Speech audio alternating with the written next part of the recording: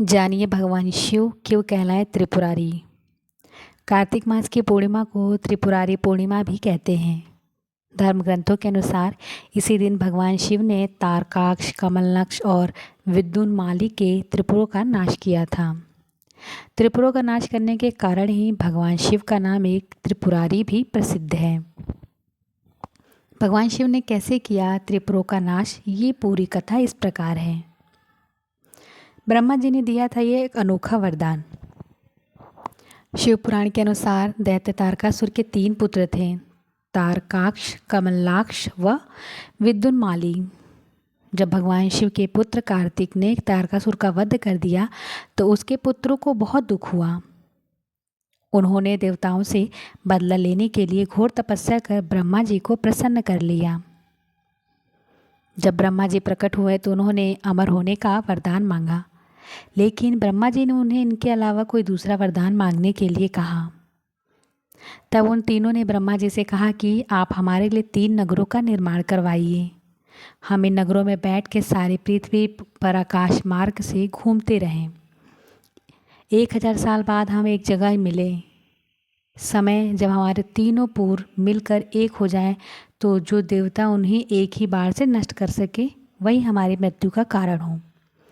ब्रह्मा जी ने उन्हें यह वरदान दे दिया। मैदानों ने किया था त्रिपुरों का निर्माण। ब्रह्मा जी का वरदान पाकर तारकाक्ष, कमलाक्ष व विद्युन्माली बहुत प्रसन्न हुए। ब्रह्मा जी के कहने पर मैदानों ने उनके लिए 3 नगरों का निर्माण किया। उनमें से एक सोने का, एक चांदी व एक लोहे का था। सोने का नगर तारकाक्ष का था, चांदी का कमलनाक्ष और लोहे का विद्युन्माली का।